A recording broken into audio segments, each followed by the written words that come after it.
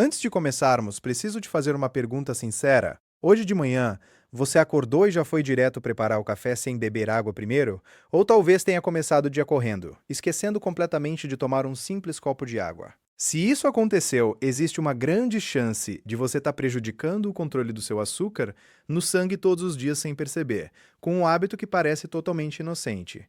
E aqui está o que mais me preocupa. Muitas pessoas fazem tudo certo. Cortam o açúcar, seguem a medicação, caminham diariamente e mesmo assim a glicose continua alta. A frustração cresce, o desânimo aparece. E a pergunta é sempre a mesma: o que mais eu posso fazer? Na maioria das vezes, a resposta está em algo extremamente simples. Não é apenas quanto você bebe de água, é quando e como você se hidrata. Olá, aqui é a Age Via Health. Há mais de 2 décadas, ajudamos pessoas que enfrentam diariamente o desafio de controlar a glicemia. Neste vídeo, você vai descobrir os erros mais comuns de hidratação que podem estar sabotando sua saúde silenciosamente, e o protocolo completo que usamos com nossos pacientes para transformar a água em uma poderosa aliada contra o diabetes. Fique comigo até o final, porque o último passo costuma surpreender todo mundo. Vamos entender o tamanho desse problema. Dados recentes mostram que milhões de adultos convivem com diabetes e muitos nem sabem que têm a doença.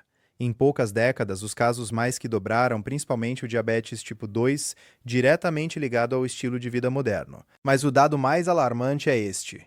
Depois dos 75 anos, mais de um terço das pessoas já apresenta níveis de glicose fora do ideal.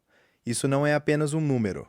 É fadiga constante, cicatrização lenta, visão prejudicada e o coração e os rins sofrendo silenciosamente ao longo dos anos. E existe um fator pouco conhecido que mudou completamente a forma como orientamos nossos pacientes: um hormônio chamado vasopressina. Quando você bebe pouca água, seu corpo produz mais desse hormônio. Além de economizar líquidos, ele envia um sinal para o fígado liberar mais glicose no sangue. Ou seja, a desidratação não causa apenas sede, ela pode contribuir diretamente para o aumento da glicemia. Pense assim: quando há pouca água no sangue, ele fica mais concentrado.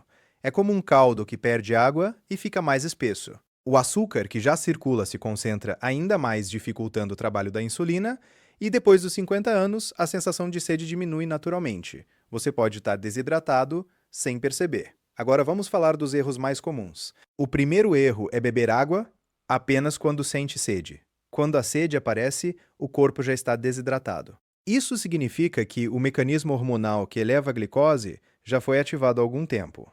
O segundo erro é beber grandes quantidades de uma só vez. O corpo não consegue absorver tudo rapidamente. O excesso é eliminado antes de hidratar as células de verdade. A hidratação precisa acontecer aos poucos durante o dia.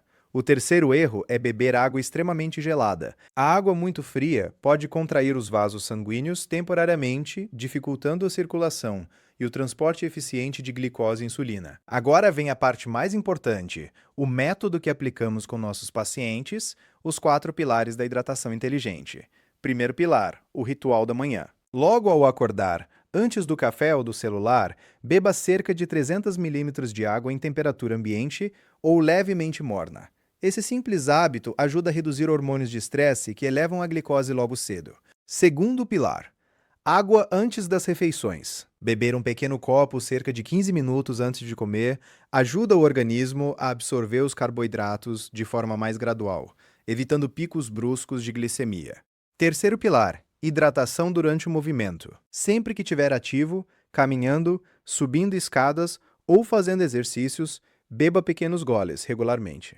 O músculo utiliza a glicose como combustível e a água ajuda nesse processo. Quarto pilar: o copo da noite. Beber água cerca de 20 minutos antes de dormir ajuda o corpo a manter o equilíbrio hormonal durante o sono, refletindo diretamente na glicemia da manhã seguinte. E afinal, quanto beber por dia? Uma regra simples é multiplicar o peso corporal por 30 ml. Esse valor pode aumentar com a atividade física. A cor da urina é um bom indicador. Amarelo claro significa hidratação adequada. Uma dica prática é usar 3 garrafas ao longo do dia e esvaziá-las em horários diferentes. Visualizar a garrafa ajuda a manter a consistência. Mas atenção, algumas bebidas sabotam esse esforço. Refrigerantes, mesmo diet, podem interferir no metabolismo. Café em jejum também pode elevar hormônios de estresse e aumentar a glicemia. Por isso, primeiro a água, depois o café. Agora um resumo simples para começar hoje. Água ao acordar. Água antes das refeições. Pequenos goles durante o dia. Um copo antes de dormir.